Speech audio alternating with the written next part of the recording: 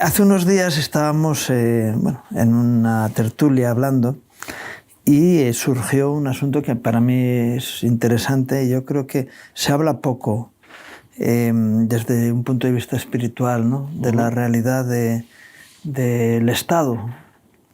Y tenemos como algo natural la formación de los estados. Y hay un texto en Primera de Samuel, en el capítulo 8, cuando el pueblo le pide a Samuel que sus hijos son unos sinvergüenzas y que quieren un rey, ¿no? Es decir, el rey es el principio del sistema estatal, es decir, la creación de Estado. Hasta entonces, el pueblo de Israel vivió una época que es conocida como el gobierno teocrático, en el cual, cuando hacía falta, Dios levantaba un juez. Y esto, desde la perspectiva de personas que hemos vivido siempre bajo el orden estatal, siempre se ha dicho que era el caos.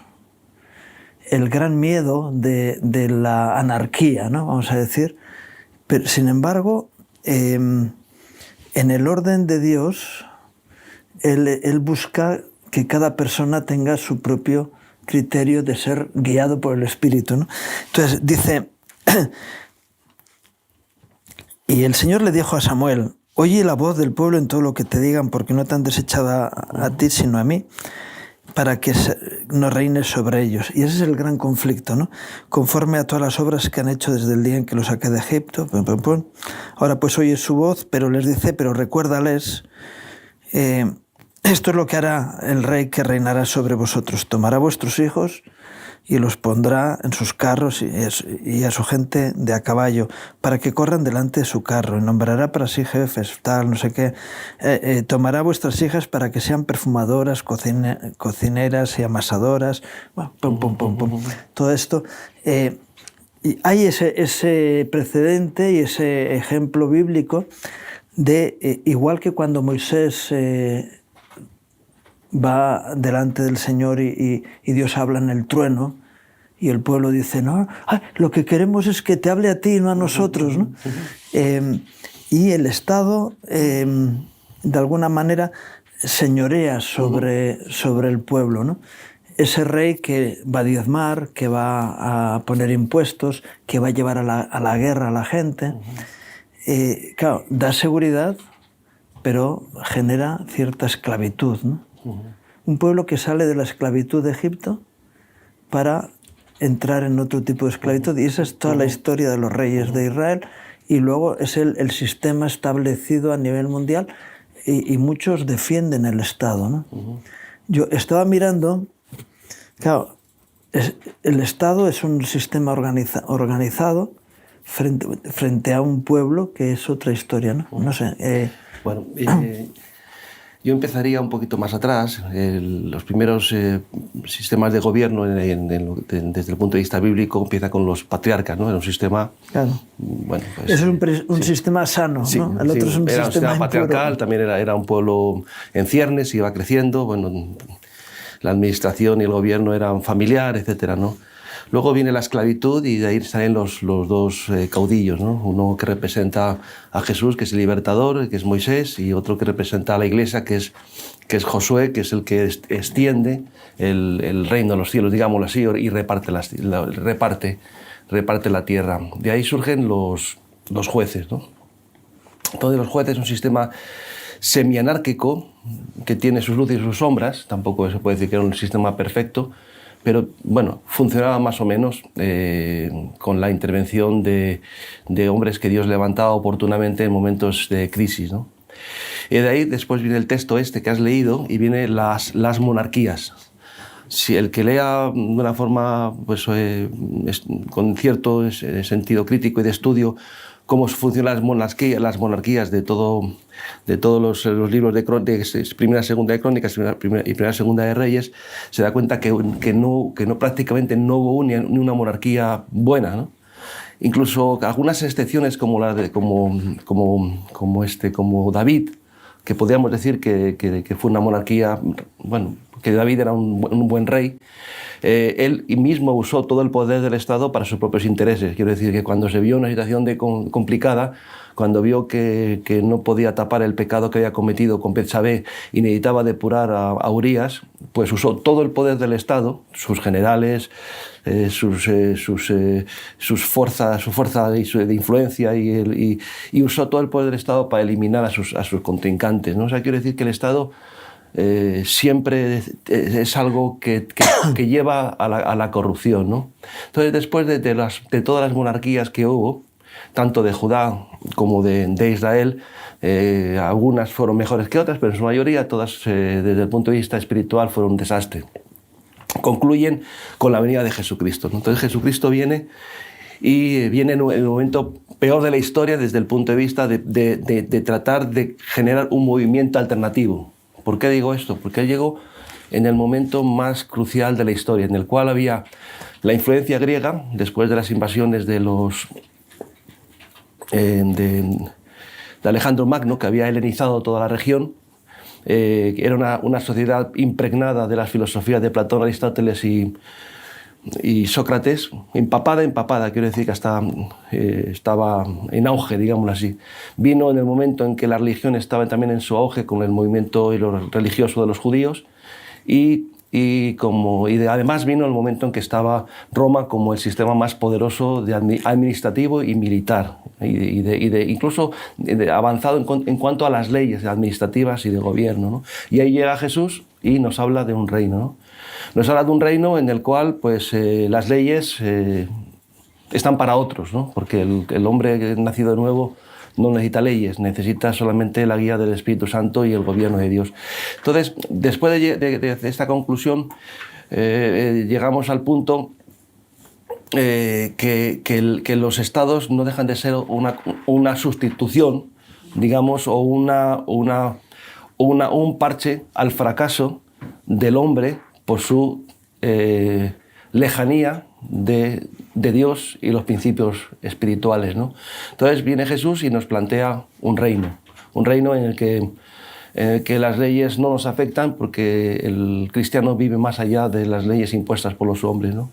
Sí es cierto que vino a zarandear los principios del Estado, porque él vive una vida prácticamente ajena al Estado. O sea, quiero decir, él está haciendo el reino de los cielos, predicaba el Evangelio, dejó sus artes tradicionales para vivir plenamente a la predicación y al servicio a los demás.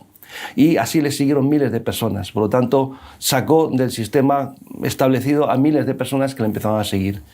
Cuando el Estado descubrió que Jesús era un enemigo, quiero decir que estaba poniendo en peligro el Estado como un sistema de gobierno. Ya digo, No, está bien. Ya acabo. Con el sistema de gobierno, entonces Pilatos, bajo la influencia lo acusan de querer crear un Estado paralelo, de que él torcía o estaba pervirtiendo la sociedad y que también hablaba de no pagar impuestos. Claro, es que vamos a ver, hay dos manifestaciones claras a lo largo de la historia de lo que es el Estado.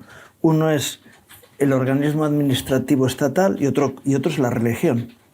El sistema religioso es un sistema estalatista, es decir, donde se siguen los mismos principios que sigue el Estado. Es decir, la religión estabula a las personas y establece obligaciones. Es tremendo ver, por ejemplo, la ley del diezmo, ¿no? Que es una ley espiritual para honrar a Dios con las riquezas que uno tiene, para poner en las manos de Dios la bendición recibida, y sin embargo la religión lo que hace es decir, no, esto es la forma en que el organismo va a funcionar y tú estás obligado a pagar igual que Hacienda. Es que son paralelos, ¿no? Dos manifestaciones de ese espíritu estatalista, ¿no? Que lo que hace es, como la frase famosa que teníamos cuando éramos niños y que es muy, muy conocida, ¿no? Maestros tendrá la Santa Madre Iglesia que te sabrán dirigir. Es decir, tú no te preocupes, tú no tienes que tener una fe personal, tú tienes que creer lo que te digamos, que tienes que creer, y se crean los dogmas, ¿no? Hay un punto que, por ejemplo, cuando David, en un momento de generosidad espiritual, dice: Señor, yo quiero hacerte un templo, ¿no? Quiero hacerte un templo porque yo vivo en una casa de cedro y tú pues vives en una tienda de campaña, como era el tabernáculo de Moisés. Y entonces el Señor se enoja con él y le dice: ¿tú me vas a hacer una casa a mí? O sea, como diciendo, tú me vas a hacer, yo que habito, que no tengo, que no me puede contener el universo, tú me vas a hacer una casa a mí. Y le dice: tú no me vas a hacer una casa a mí, yo voy a hacer una casa de ti, tú vas a ser mi casa, ¿no? Pero otro de los grandes errores que comete los estados, en este caso David supo interpretar y dijo: yo no voy a fundar una religión, yo voy a seguir viviendo como el Espíritu Santo me dijo que tenía que vivir, y era que yo, como dice en el último salmo que le escribí, dice: el Espíritu Santo ha estado sobre mí y el Espíritu ha hablado a través de mi boca, soy el dulce cantor de Israel. O sea, al final de sus días él dice que él no ha montado ninguna religión, sino que él era el templo de Dios, ¿no?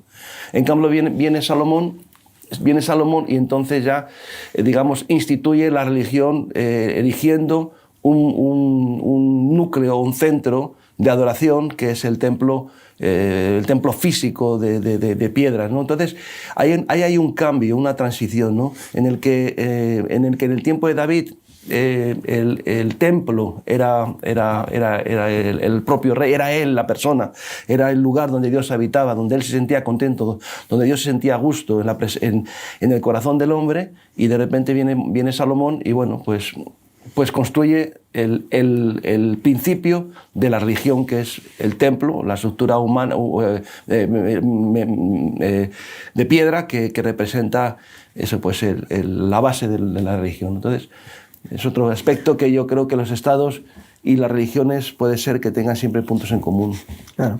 Sin embargo, cuando el Señor está en la tierra, antes hablabas tú de ese punto de rebeldía, ¿no? De dar una solución alternativa, vamos a decir, no de destruir lo que está, sino dar una solución alternativa, que es lo que atrae a tantas personas a Jesús, porque lo ven claro. Aquellas personas que siguen a Jesús lo ven claro, porque el Señor está diciendo: mira, no os preocupéis de lo que habéis de comer, lo que habéis de beber, vuestra preocupación tiene que ser agradar a Dios y vivir. Es otro paradigma diferente, ¿no?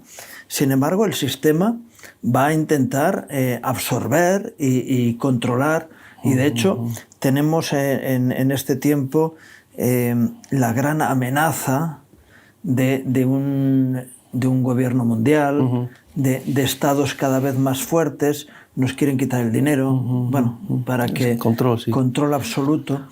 Cuando tú viajas, ahora mismo tienes el pasaporte electrónico y dices: oye, qué maravilla, yo llego al filtro de migración y ya no tengo que vérmelas con nadie. Voy allí, lo paso por el tal, me mira la máquina y me da el paso. Antes había una arbitrariedad y ahora hay un control absoluto. El Estado cada vez va a controlar más. De hecho, nos dicen, ¿no?, en China, que hay lectores faciales por las esquinas, y todo el mundo está controlado. Saben dónde están, lo que hacen, con quién se reúnen. Ahora, la base del Estado moderno es el control. La base de la visión espiritual es la libertad. Yo no necesito que nadie me vigile porque yo no voy a hacer nada malo. Ahora, ¿cuál es la razón de los estados modernos? Los estados modernos es que dan por hecho que el hombre, desde los orígenes de los filósofos más antiguos, dan por hecho que el hombre no puede gobernar a sí mismo, ¿no? Entonces, sobre esa base, desde la República de Platón, que escribió las primeras bases sobre cómo iba a ser el Estado moderno, luego en los siglos de la Ilustración, pues viene Thomas Hobbes y dice que durante las guerras entre los monárquicos y los parlamentarios hay una serie de guerras, y entonces él ve que bueno, pues él se pone del lado del monarca y escribe un libro que se llama El Leviatán, como diciendo que que el Estado debe ser como el Leviatán, debe ser un monstruo con dientes afilados, con un poder absoluto, incluso que ese poder, incluso que el rey está por encima de ese poder, quiero decir, no se le puede juzgar. Y entonces dice que la única forma de gobierno es porque, y de ahí surge la frase famosa de que el hombre es un lobo para el hombre, ¿no? Y necesitamos un Estado que nos proteja, ¿no? Luego viene pues, Maquiavelo y escribe pues, el Príncipe y nos dice que necesitamos un Estado poderoso, que el Estado puede mentir, que le puede engañar, que el Estado, por mantenerse a sí mismo, se le puede permitir todas las licencias del mundo y que el súbdito tiene que aceptarlo como sea, ¿no? Y así, y después viene Rousseau y habla del contrato social, ¿no? El contrato social es que los hombres tenemos que ceder nuestras libertades por un bien mayor que es la seguridad, ¿no? Entonces, llegamos a la situación actual y moderna en la que a la gente la preguntas, ¿tú estás dispuesto a que el Estado cubra todas tus necesidades y acepte todos tus responsabilidades? Y la gente dice que sí. O sea, la gente acepta que se le eduque a sus hijos, la gente acepta que incluso sean mantenidos por el Estado sin vivir con la dignidad de producir y de trabajar y de ganar su propio sustento. Acepta todas las leyes, todos, aunque vayan en contra de su conciencia. Entonces el hombre, después de toda esta transición en el que ha cedido desde el principio hasta el final por miedo y porque se les ha metido el sentimiento de culpa de que el hombre no puede gobernar a sí mismo, haciendo, digamos, mucho énfasis en las cosas malas que hace el hombre, por lo cual tenemos que defendernos del hombre, ahora tenemos el Estado. Y decimos que el Estado es nuestro salvador, pero el Estado... también la Constitución nos dice que tenemos que defendernos del Estado, por eso tenemos una Constitución que nos defiende del propio Estado, pero aún así pues el hombre, al haber perdido su dignidad en ese aspecto, haber perdido su libertad y su propio, vamos a ver cómo diría yo, pues esa estructura ósea que te permite no ser gobernado, sino gobernar a ti mismo, pues cede ante todo y el Estado se hace cada día más grande, el hombre cada día más pequeño y tendemos pues a eso, a un sistema pues, dictatorial. Cuando hay alguien que tiene cierta dignidad y se enfrenta al Estado, ¡yum!, es eliminado. Sí, automáticamente. O sea, el gran problema del Estado es que no acepta que nada esté fuera del Estado. El Estado tiene que asumir todas las responsabilidades de la gente. Entonces no le importa acabar con la familia, porque la familia siempre es la última trinchera donde los abuelitos pueden morir. Yo me acuerdo cuando era chaval, en mi casa vivía mi abuelo con 80 y pico años, vivía la solterona, mi tía solterona, y mi tío también, porque venía del pueblo y estaba adaptándose. O sea, quiero decir que la familia era un lugar donde cada uno era persona. Eran personas, sí, pero era una trinchera donde la gente... Bueno, pues estaban acabando con la familia, porque el Estado dice que tiene que asumir toda la responsabilidad de la familia. Y así va continuamente deshaciendo y destruyendo poquito a poco todas las bases para que el hombre sea hombre y al final cediendo y vendiendo su primogenitura por un plato de lentejas. Esa es la realidad. Entonces el Estado, pues desde mi punto de vista, tal como está montado, en la medida que se pueda reducir y darle más autonomía y, como dice la palabra de Dios, pues dar más libertad al hombre, pues mejor. Y Jesús dijo, yo he vencido al mundo. Cuando dice yo he vencido al mundo, significa que él se ha enfrentado con un montón de presiones políticas, sociales, filosóficas, y al final opone un sistema que lo metió como germen hace 2000 años y todavía sigue vivo. Claro. Hace un tiempo estuve en una reunión muy interesante. Un hermano que era evangélico, era un hombre que tenía las cosas bien claras.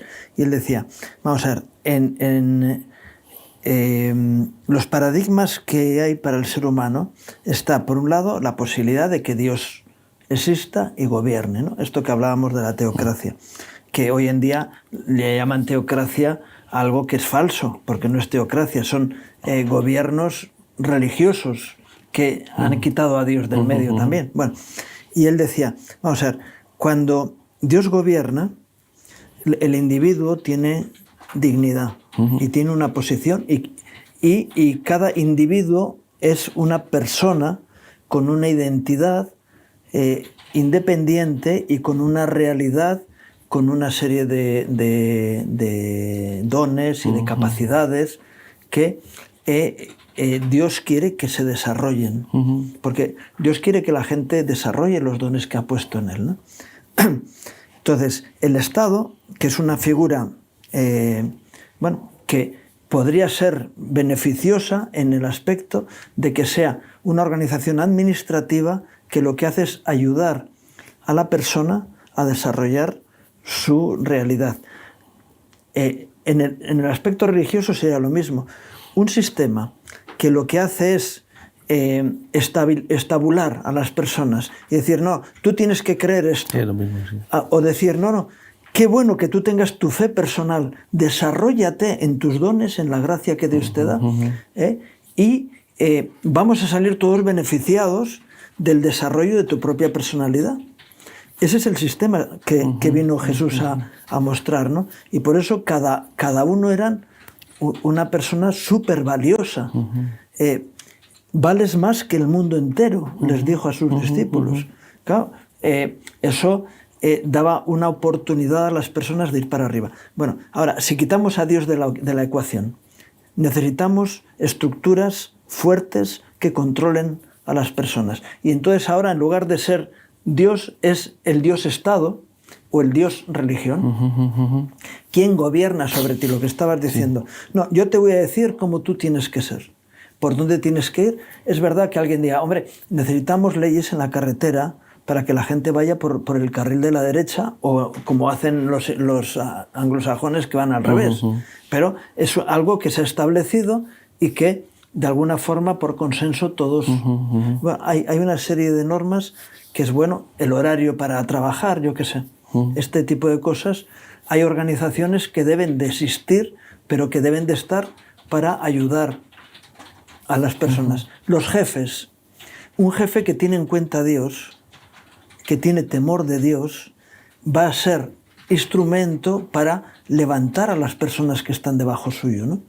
Es decir, yo es algo que siempre estoy peleando. Digo, vamos a ver, a mí me enseñaron, yo tuve unos jefes excepcionales en mi trabajo, que se preocuparon de que yo creciera y tuviera cada vez más capacidad para el trabajo que desarrollaba. Con lo cual, ellos salían beneficiados de mi esfuerzo.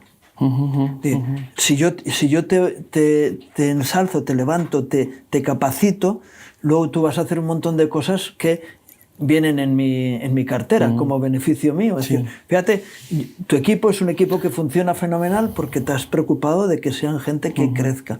Y hay otros jefes que dicen, no, yo tengo que tener controlada a la gente. No vaya a ser que alguien se me suba a la chepa.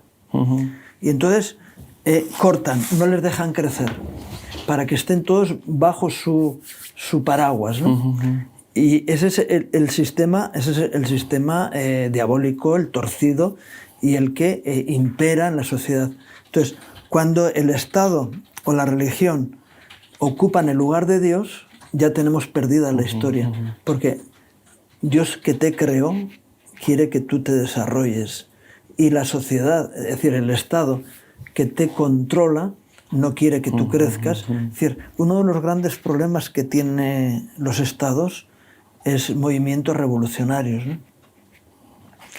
De hecho, a lo largo de la historia del cristianismo, cuando surgió la reforma de Lutero y otras que surgieron anteriormente, la reacción del Estado religioso lo que intentó es apagar esos inicios de funcionamiento. El tema es que Lutero, por la gracia de Dios, entendemos, tuvo la protección de un Estado que le interesaba que eso fuera adelante frente a los temas políticos de Roma y de Francia y España, ¿no? Que estaban ahí. Bueno,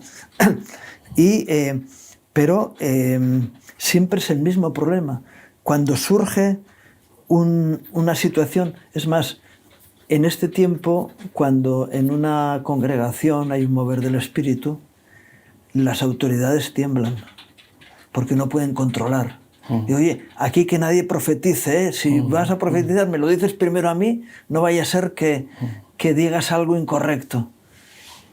En lugar de decir, vamos a pedirle al Señor que traiga libertad y que haya personas que asuman el riesgo de la fe en su vida, ¿no? Yo creo que has dado en el clavo del peligro del Estado. El peligro del Estado es el peligro que tenemos todos los hombres, que es el de tener el deseo de control y dominio de la gente, ¿no? Y Jesús dice en su palabra, la palabra dice que yo he venido a daros vida y vida en abundancia. Y el gran peligro humano que hay en las religiones y en todos los movimientos, incluso el gobierno, es la capacidad que tiene de instrumentalizar y de manipular a la gente. Pero bueno, yo creo que eso es una de las debilidades que el hombre tiene, que es ceder sus libertades para cambiarlo por seguridad o por comodidad, ¿no? Entonces llegamos a la democracia, y la democracia que supone que debe ser un gobierno en el que el pueblo debe de gobernar, como dice la propia definición de la palabra. Nos damos cuenta que no puede gobernar un pueblo cuando no está ni bien informado ni está bien adiestrado, ¿no? Entonces tenemos una sociedad que no está bien pertrechada desde el punto de vista doctrinal, conocimiento, y luego está muy mal informado. Entonces el gobierno, los estados, usando su poder, han conseguido hacer de la población una sociedad mal informada y sobre todo mal capacitada, ¿no? Entonces, si la sociedad está mal capacitada desde el punto de vista del conocimiento, de la ilustración, de la sabiduría que viene propia del estudio, de la comprensión y de la revelación espiritual, y encima no tiene tampoco buena información, la democracia no existe, ¿no? No existe, ¿no? Tenemos simplemente un sistema en el que antes el tirano era un señor que vivía en un castillo y que era muy malo, y ahora tenemos la tiranía de la mayoría, que es una sociedad totalmente aborregada, que está adiestrada y que está manipulada por un sistema y que no es capaz de discernir de su mano derecha y su mano izquierda, ¿no? Y así es como estaban los ninivitas. Lo que quiero decirte es que nosotros como cristianos y como siervos de Dios, yo siempre tengo una máxima, y es que yo no me dejo manipular por nadie, yo no manipulo a nadie, no instrumentalizo a nadie. Entonces, ese es lo que Jesús vino a hacer. Jesús vino a hacer a generar un pueblo de hombres libres, capaces de conocer y reconocer entre lo bueno y lo malo, entre lo interesante y lo que no es interesante, en lo que es sabio y lo que no es sabio, poniendo sus leyes en nuestros corazones a través de la vida espiritual. Y eso es lo que la mayoría de la gente ha sustituido, pues solamente por un Estado que al final, por razones simplemente, quiero decir que van degenerando, los estados siempre acaban siendo tiranos, siempre. Y las religiones, que son parte del Estado, es el mismo principio, ¿no? Yo no es por echarnos flores, le damos la gloria a Dios, pero esto que dices es impresionante, ¿no? Máxima, no me dejo manipular por nadie, no manipulo a nadie. Este fue el principio que Jesús establece. No discute con la gente. Dice, mire, yo he venido a traer mi opción para ustedes. Si ustedes quieren hacer otra cosa, sigan con lo suyo. Yo lo que hago es, aquellas personas que me reciben, Juan 1 dice, vino a los suyos y los suyos no lo recibieron, más a los que le recibieron les dio potestad de ser hechos hijos de Dios, ¿no? Entonces, hay personas que cambian el paradigma de su vida y empiezan a ser unos bichos raros que son capaces de amar a sus enemigos, de devolver bien por mal, de sembrar bendición. De llevar la segunda milla. Todas estas cosas que son fuera de orden, ¿no? Y decía esto porque a veces nos han dicho, ¿cómo es que vosotros habéis tenido un crecimiento como el que habéis tenido?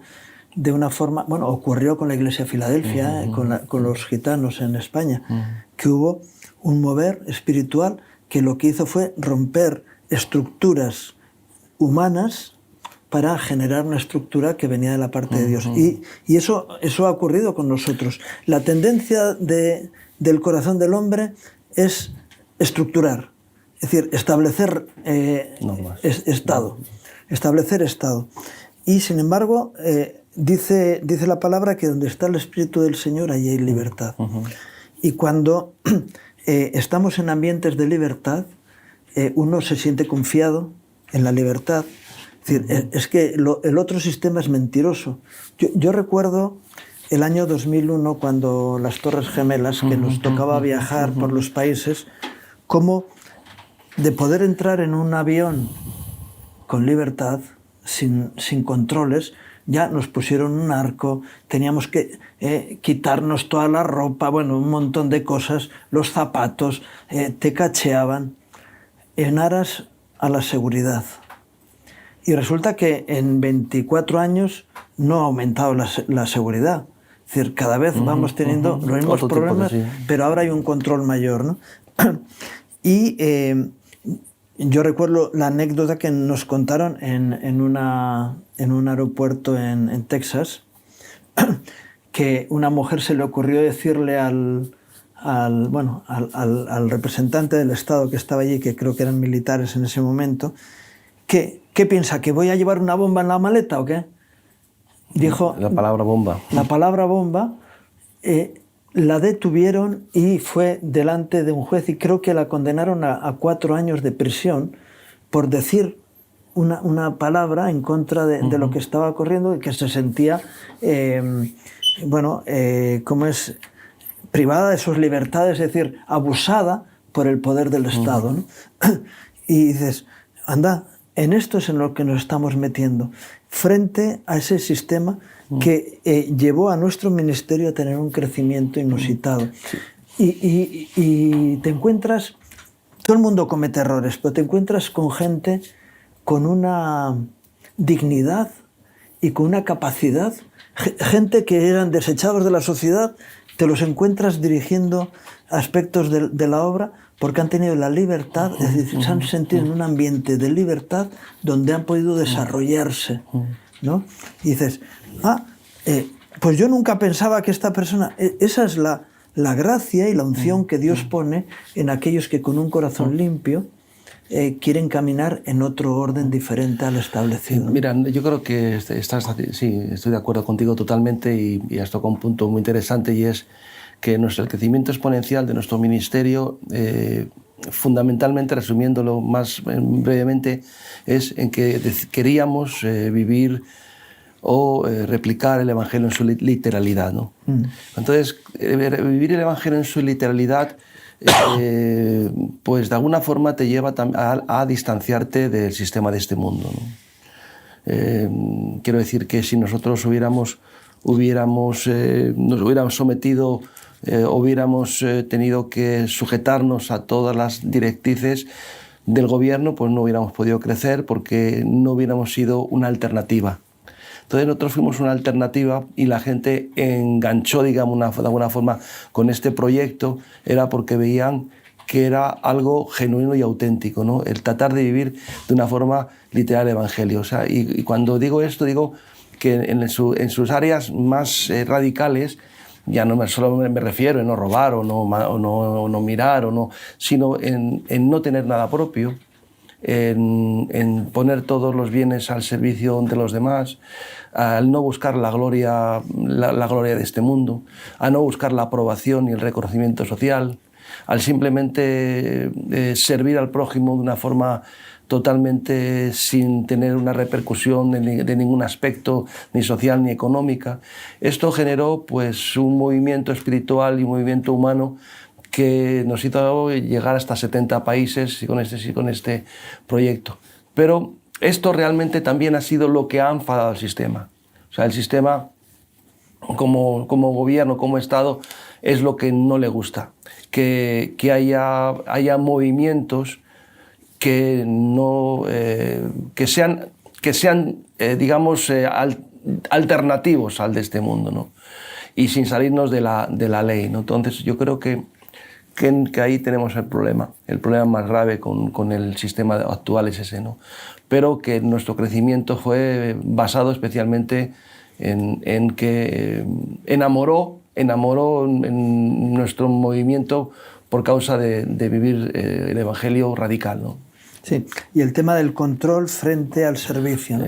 Dirigentes que siempre, en cualquier organización humana, hay personas que tienen un carisma y que son asumidos por el resto como personas que tienen ese carisma y esa autoridad espiritual, ¿no? y que no es impuesta, sino que es aceptada. Varía mucho. Yo recuerdo en una congregación en la que yo estaba de pastor principal, me fue asignado un pastor ayudante que tenía el concepto religioso de lo que es ser un pastor. Y él llegó allí y empezó a decir, es que la gente no me respeta. Yo les digo las cosas y no me hacen caso, te preguntan a ti. Es decir, porque claro, él quería imponer cosas que eran contrarias a lo que estaban acostumbrados conmigo. Y entonces yo le dije, mira hermano, la autoridad y el respeto se gana, no se impone. No son los galones lo que hace que tú puedas tener... De hecho, incluso en el ejército, el que tiene galones y no se gana el respeto de los soldados, no tiene futuro. No tiene futuro. Y sobre todo, si va a la guerra, va a ser el primero que cae por fuego amigo. Es así. Tú te tienes que ganar el respeto de los demás en cuanto a que tú eres un instrumento de bendición para sus vidas. Eso rompe con los esquemas, ¿no? Y en una estructura, si yo soy el responsable de hecho, todavía en cualquier organización existen díscolos al sistema. Yo recuerdo, estuve en Guatemala visitando el Ministerio de Educación. Teníamos un colegio bien reconocido en Guatemala que, bueno, estaba teniendo en un ranking importante, ¿no? Y eso me dio la opción de poder llegar al ministerio porque teníamos el propósito de abrir un colegio extranjero en España desde el colegio en Guatemala, ¿no? Y me encuentro con una mujer que cuando iban pasando los diferentes gobiernos, ella quedaba porque era como una sabia. Y ella me decía, mira, si yo lo tengo claro, entiendo lo que queréis y estoy de acuerdo. Ahora sí, el sistema político no tal, no sé qué. Así que yo voy, le planteo, preparo el documento de autorización y se lo presento al ministro y le digo, oiga, firme aquí. ¿Y esto qué es? Nada, no se preocupe. Y así que, porque según las leyes del país, a lo mejor no puede funcionar como esto funciona. Aunque, dice, él tiene autoridad de tomar decisiones por encima de la norma establecida, y es legal, es decir, lo que vamos a hacer es legal. Pero, dice, ¿para qué voy a estar diciéndole y preguntándole por qué este es obtuso? Una persona fuera del sistema que dice, no, yo entiendo lo que es bueno para el país y lo que es bueno para ustedes y entiendo que podemos ir en una sinergia, ¿no? Y yo me he encontrado en diferentes lugares donde hay personas que dicen, bueno, esto funciona de esta manera, los políticos están llevando esto por aquí, pero hay una puerta atrás por la que podemos salir, ¿no? Todavía hay personas dentro del organigrama que dicen, no, hombre, esto no es así. Una vez me encontré con un hombre, yo le dije, pero estamos en un Estado de Derecho. Sí, pero vamos a ver, una cosa es el Estado de Derecho y otra cosa es la sociedad. Un hombre sabio que había en el Ministerio de Sanidad en España, que era otro, que era fuera de la estructura normal, un hombre con el que contaban cuando no entendían las cosas, ¿no? Y él me decía, no, hombre, pero tenemos que entender que hay una sociedad que va por encima del Estado. El Estado quiere acabar con esas cosas, pero sigue habiendo personas de ese tipo y incluso en los sistemas religiosos también nos encontramos con esto, pero qué bueno es que sea al revés, que haya díscolos que quieran establecer un sistema rígido, quitando a Dios del medio, frente a que la mayoría diga, nosotros queremos la guía del Espíritu en el Estado y en la Iglesia. Hay un argumentario, ¿no?, que el otro día nos decían algunas personas, ya, pero es que yo quiero tener una sanidad que cuando estoy enfermo me cubra. Sí, está bien. Yo quiero tener una educación, es decir, un sistema educativo. Yo no quiero un sistema educativo, los padres deben asumir esa responsabilidad. De hecho, lo que dice la Biblia es que son los padres los que tienen que enseñar a los hijos, y como mucho habla de los abuelos, es decir, los abuelos a los nietos, y ahí se acabó lo que decías antes del sistema patriarcal, ¿no? Pero hemos dejado en manos de profesionales la educación de los hijos, tanto en la iglesia como en el colegio. Y dices, no, es una responsabilidad de los padres y que debemos de reasumir esa responsabilidad sobre los hijos que Dios nos ha dado, ¿no? Bueno, y ayer mismo escuchaba a un policía hablando porque el Estado tiene la exclusividad del uso de la violencia, que bueno, eso también es discutible, ¿no? Cuando hay un Estado grande, te viene y te manda a las fuerzas de orden, y si tú no te sujetas te llevan preso. Cuando el Estado es más pequeño y cree en la sociedad, entonces deja que sea la sociedad la que se defienda, ¿no? Pasó en Valencia con la Dana, que decía, el pueblo ayuda al pueblo. Cuando hay un pueblo sano, el pueblo ayuda al pueblo. A mí me decía un político hace años que en la generación anterior a la nuestra, las abuelas eran las que dirigían el sistema de ayuda social. Cuando había un pobre en el pueblo o en el barrio, había algunas mujeres que se encargaban de cubrir esa necesidad social que habían algunas personas que, bueno, que por la circunstancia que fuera, habían quedado fuera de lo habitual, ¿no? Y entonces había una preocupación de que si en el pueblo había una persona que tenía problemas de adicciones, intentaban animarle a que dejara el alcohol, y darle la comida que necesitaba y cubrirle socialmente. Claro, en el momento en que las mujeres entran en el ámbito laboral, igual que los hombres, ya no tienen la posibilidad de hacerlo. Y entonces se crean las entidades sociales. Las entidades sociales que muchas veces el Estado lo que ha hecho es ha preparado técnicos para llevar eso y para controlar en la ideología de los que están llevando, y así nos encontramos asistentes sociales con una implicación política, movidos por los hilos del poder, ¿no? Y todo eso ha ido degenerando en ese aspecto. Claro, lo que decíamos es que a mí el Estado me da unos servicios que yo necesito. Pero ¿y por qué el Estado me tiene que dar esos servicios cuando puedo tener los servicios en una sociedad sana? Busquemos una sociedad sana que pueda cubrir esas necesidades sin necesidad de que haya el Papa Estado que controla todas estas situaciones, Sí. ¿no? Bueno, yo iría al ámbito espiritual y a la raíz de todos los males, que diríamos así, ¿no? Al final la raíz de todos los males siempre es lo que el poder seduce mucho, es muy atractivo, el poder dominar a otros, que no deja de ser algo muy diabólico. Quiero decir que Jesús vino a darnos vida y vida en abundancia. El diablo es alguien vacío, quiero decir, alguien que no tiene contenido y necesita, para su propia subsistencia y para su propia satisfacción, tiene el deseo vital de instrumentalizar y de gobernar a otros, ¿no?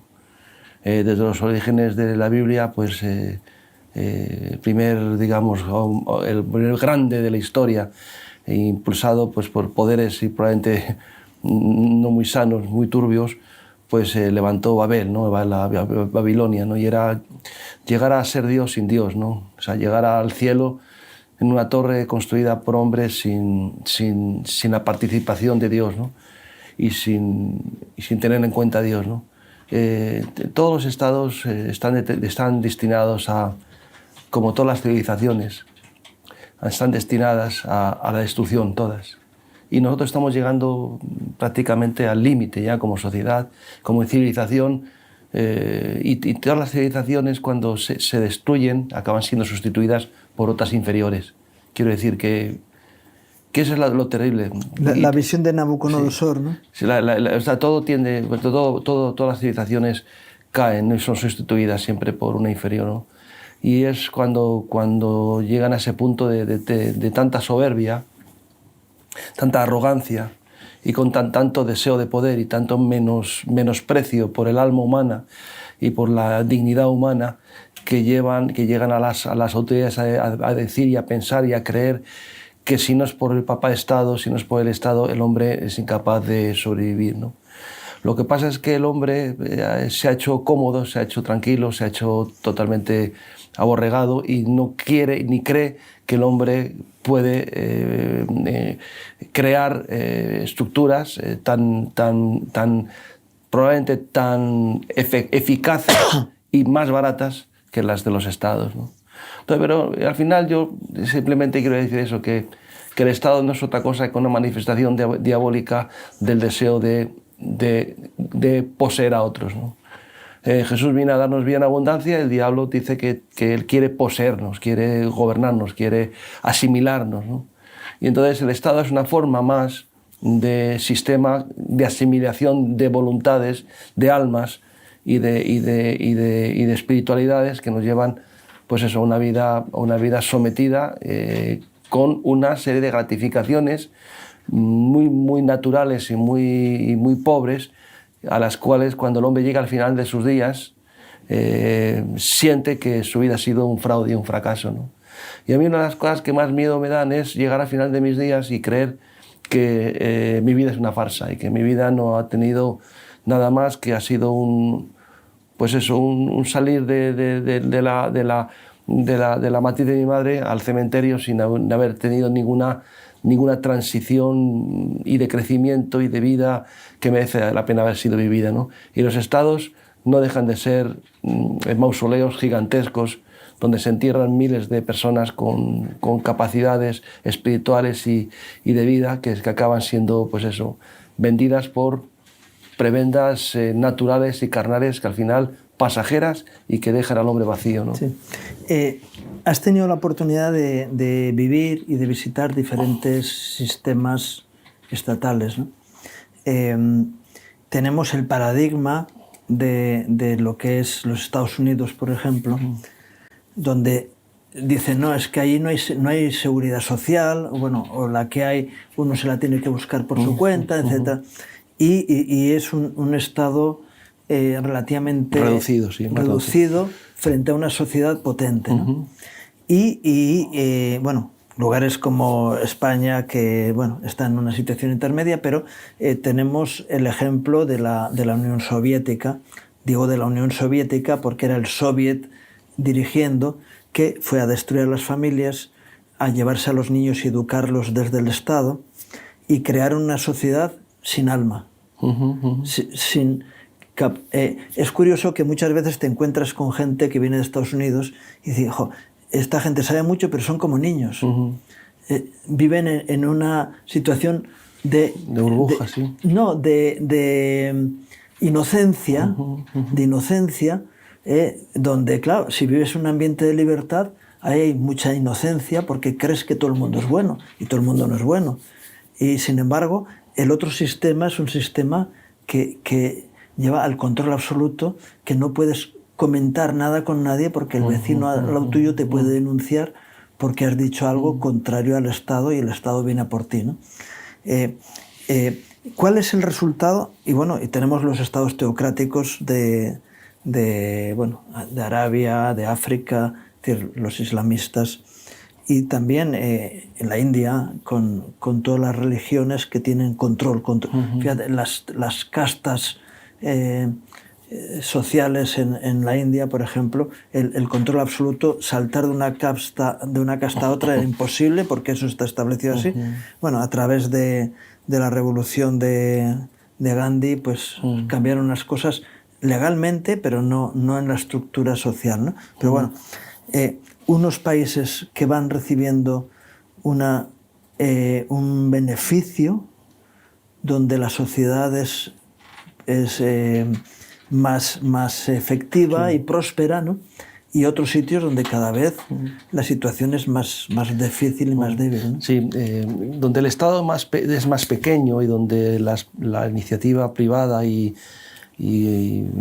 sobre todo pues la individual necesita ser más desarrolladas, son países que tienen una vitalidad y tienen una creatividad, ¿no?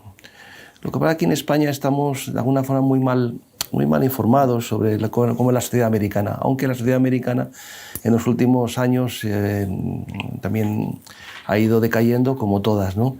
Pero nosotros la moda, la música, la cultura, muchas de las cosas nos vienen de América y creemos que es porque es muy grande. No es que sea tan grande, simplemente que la gente en un régimen de mayor libertad, la gente es mucho más creativa y mucho más productiva, ¿no? Entonces, nos beneficiamos de todos los inventos y todos los beneficios que vienen tanto farmacológicos como técnicos e industriales y de ingeniería que vienen de Estados Unidos en su mayoría, y aquí solo somos capaces en Europa de regularlos, pero allí se inventan porque la gente no vive en ese régimen de Estado que lo hace todo y lo puede todo, ¿no?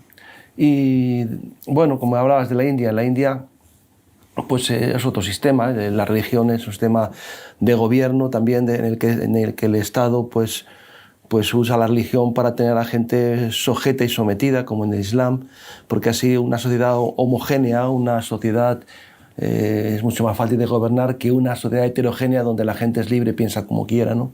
En la India, pues bueno, la gente, pues yo lo que observé cuando estuve allí, cuando es de una casta, pues sabe que ese es su karma, ¿no? Esa es su realidad, como se llamará, o su destino, ser de esa casta, y que no aspiran a cambiar ni de prosperar, de estatus, porque es el lugar que le ha tocado vivir, ¿no? Y ser, y punto, y lo acepta, ¿no? Y acepta que el rico sea rico y él sea pobre, porque igual en la reencarnación pues las cosas cambian, ¿no? Eso no pasa en los estados donde el Estado es muy pequeño. En Estados Unidos, bueno, pues sí es cierto que hay muchas armas, pero bueno, pero allí no hay tanta policía como aquí. Y la gente tiene libertad para, de alguna forma, pues incluso defenderse, ¿no? Cosa que bueno, y todas esas cuestiones que has hablado, ¿no? Que quiero decir, cuando un Estado es pequeño. Ahora, yo he tenido muy buena experiencia en los Estados Unidos y te das cuenta de que la información que tenemos aquí no es siempre fidedigna y que está muy manipulada, ¿no? Y la conclusión es que los estados o los gobiernos donde los estados son más pequeños, la gente es mucho más libre y la gente es mucho más productiva y sobre todo mucho más creativa. Claro. Y donde puede haber más oportunidades porque dicen, este es el país de las oportunidades. Tú puedes ser el más pequeño y convertirte en tener el éxito que en otros sitios no vas a tener, porque los sistemas oligárquicos, en España hay oligarquías, es decir, hay áreas en las que tú quieres montar un negocio y no puedes, porque hay establecidos algunos, bueno, lo que pasó con los taxis y con los Uber, ¿no? Por ejemplo, al final, por lucha judicial, los Uber consiguieron estar funcionando. ¿Y eso qué ha supuesto? Una mejora para el cliente que quiere que no tiene un vehículo propio y tiene que ir a un sitio y contrata un servicio.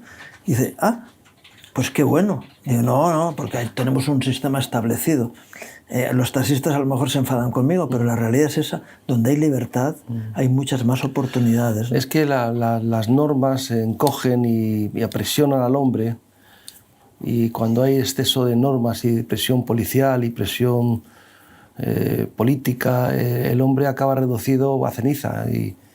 Y bueno, no sé, quizás ya porque me estoy yendo cada día más mayor, pero hay mucha diferencia de cómo era la vida hace 40, 50 años como ahora. Ahora el joven no percibe eso porque dice, ha nacido en esta época, pero los que somos más mayores nos vamos dando cuenta de que se nos está reduciendo mucho las capacidades de movimiento, y eso al hombre le hace menos hombre. Claro. Y un hombre que no es hombre, que no se siente hombre, porque al final el valor más importante de la humanidad es la libertad, la capacidad de hacer cosas, de crear cosas, y ver que las leyes, las normas y el bien común, como se dice, y el no sé, pues el orden social y tal, te limitan a no poder nada más que seguir una senda muy estrecha y muy justa de todos los puntos de vista, de pensamiento y económico y todo eso.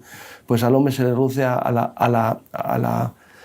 no sé, casi a llevarla a la extinción humana e intelectual, ¿no? Y si piensas diferente que lo establecido, el establishment, entonces te insulta, la propia sociedad te insulta. Pues la tiranía de la mayoría, que se llama. Eres un tal, eres un cual, eres un tal. Y dices, ¿por qué no me dejas ser lo que yo soy y no me encasilles y menos insultándome, sino que si los frutos y los resultados de mi vida son positivos, pues qué bueno que podamos poner a Dios otra vez en el sitio que le corresponde y tener una sociedad bendita. Sí. Estamos terminando el tiempo. A mí me gustaría que pudiéramos terminar con una oración y te pido a ver si nos puedes dirigir en oración. Señor, gracias porque tú nos has dado la libertad, Señor. Tú eres quien nos has revelado la verdad, y la verdad es la capacidad de diferenciar entre lo bueno y lo malo, en saber dónde estamos, quiénes somos y a dónde vamos. Y en el más profundo de nuestro corazón nos sentimos libres, Señor, pero vivimos en un sistema que nos oprime, que nos obliga, que reduce tantas cosas, pero tú, Señor, nos has hecho libres y queremos vivir en esa libertad.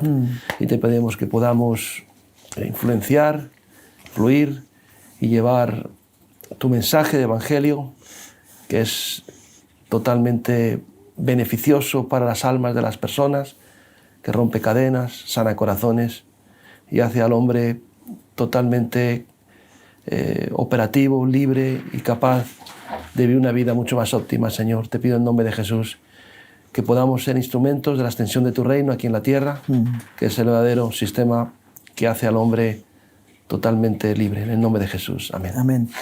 Y bueno, gracias por abrir tu corazón. Este programa es paradigmático, el que hemos hecho hoy, pero que habla de nuestros profundos intereses y anhelos para lo que hemos sido llamados en definitiva por Dios, y sin rebeldía, pero sí con el ansia de poder establecer el reino de Dios en medio nuestro. Estamos queriendo colocar a Dios en el sitio que le corresponde. Gracias, Javi, por este tiempo, porque yo sé que no es fácil decir lo que la gente no entiende, y que puedan llegar a comprender un poquito nuestra locura de fe. Y gracias a ustedes por acompañarnos en este programa, deseándoles un día más que Dios traiga gracia y bendición a sus vidas, sus familias, sus trabajos.